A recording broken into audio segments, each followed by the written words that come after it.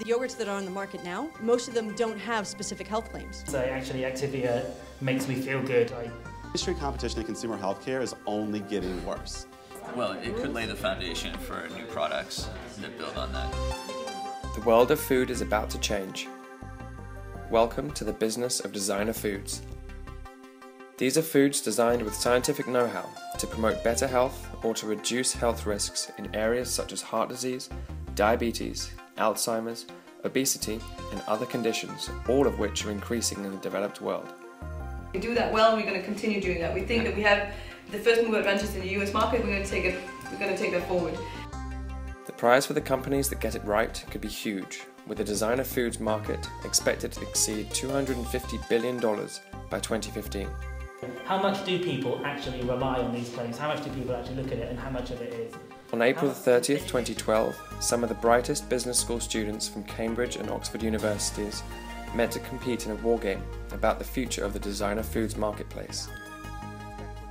The big problem here was Wall Street, where Wall Street is just completely focused on Humira and nothing else.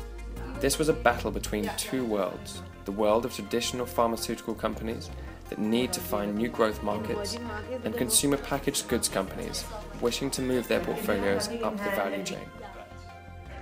At Abbott Nutrition, we believe that one size doesn't fit all. The companies represented in the war game, Abbott, Danone, GSK and Nestlé, are among those that will be part of this revolution.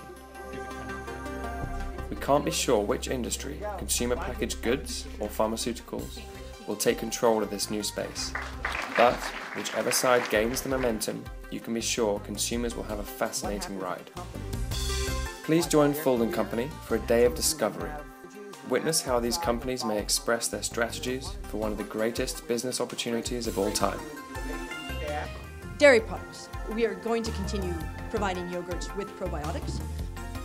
War Game is a business simulation within an industry to try to understand how the companies that are currently playing in the industry are going to either try to forestall a threat or develop a strategy to help them succeed relative to their competition. Wargaming is very relevant to any clients, any industry, because what it allows you to do is pressure test and develop strategies based on what the other person is likely to do in the future.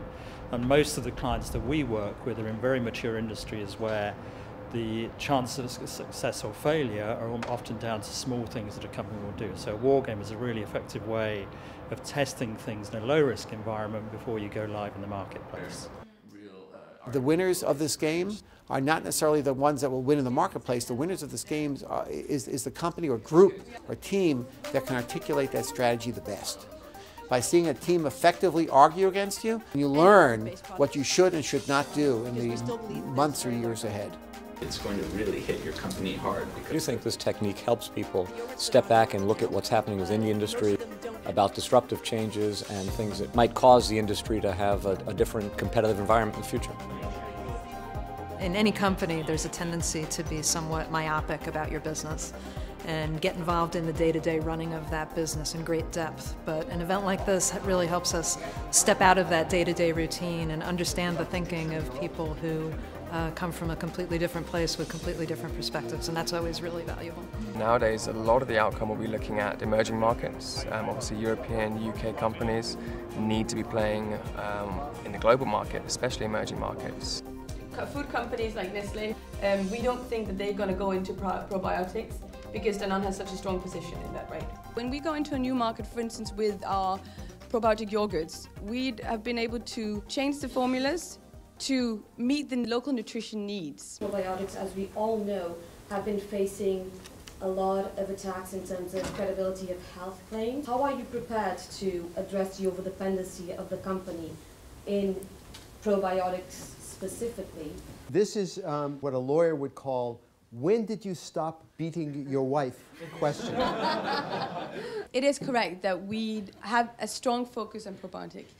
But it's based on the fact that probiotic It's a anxiety-provoking event. It's an experience where you know at all times you're learning something, but at the same time, you always feel like you don't know enough for the present situation. It was interesting to sort of see how, at the end of the day, oftentimes the internal forces of a company are more useful than what comes out of it. And secondly, working with a team of radically different skill sets and radically different perspectives, and we really tried to cast a wide net and make sure we had somebody for any contingency. That worked out really well for us. I thought it was really interesting to see a group of students look at our industry and our business and give us their perspective on the opportunities and challenges associated with it. I was incredibly impressed by the level of preparation each of these teams had. They intimately knew their companies and they knew the companies that they were competing against in this war game, and I thought that their level of preparation was just phenomenal. So I work in the consumer goods industry, but you can learn from the pharmaceutical channels and indeed from some of the other industries how they respond and react to challenges slightly differently to how we have to. We're in a very competitive environment, and sometimes we can lose sight of how we might do things a little differently. I was impressed by the performance of the students, impressed by their creativity, and I've learned a little bit more about how we can perform war games in the corporate world where we're up against some real competitors. When you're looking at growth, is there a reason that you decided to, quote, focus on women? Are they not focusing on women right now? Are you not focusing on women? And this is an interesting question, because how do you grow a strategy or how do you develop a strategy for growth in the U.S. when the company as a whole has focused on the emerging markets, particularly India and China, as their next steps? I've held a variety of positions in a large organization that struggles with exactly the same questions that these teams are debating. And I think the tough part is there is no right answer.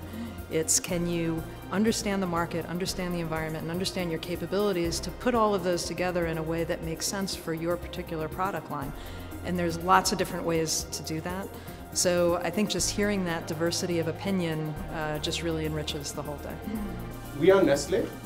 We are huge. How do we go against really what people think of when they hear the word Nestlé and what we really care about, which is at the end is selling products. I want to sell Boost, I want to sell Gerber, I want to sell all these products. Sometimes people want to stay, and teams want to stay very safe. The teams that are going to do better are the ones that are not afraid to take a little bit more risk. The ones who take the risk are going to be the winners. And so I'm thinking there'll be some GSK ingredient in this new box of cereal. So how are they going to make any money, and why would any of these parties want to do that? The main issue for CPG companies now is how to retain profit margins and how to avoid commoditization around products such as, for example, cereal, yogurt, that become, a lot of them, staple foods. I think the factors to me that were most important was an integration of the scientific possibilities with the consumer needs and desires, and bringing together what was needed with what's possible, and how that uniquely suited the individual company was the thing that, to me, made the one company rise to the top. Oxford GSK is the winner.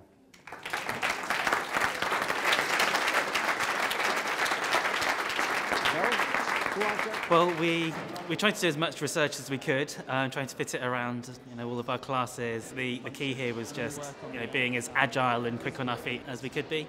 There were surprises in the event itself. I think the key was being as prepared as you can be, but on the day you can't tell what's going to happen. I think that the team that won were really able to harness the power of the thinking of the entirety of the group, even if it was only presented by one or two people, that they were able to take that diversity of opinion and package it in a way that was understandable and that made sense given the market environment. It's not only strategies that's important, but it's the analysis that goes into that strategy, your ability to succinctly put it together into a package that's understandable, and to communicate it in a way that people can get immediately without having to work too hard to understand where you're coming from. And I think these teams have done a great job in doing that. It gives the UK company a really good perspective and a different way of looking at their marketplace and their competitors. So it's designed to challenge their thinking about their business, but also to put them in the mindset of competitors, so that moving forward, they start to think as a competitor may think.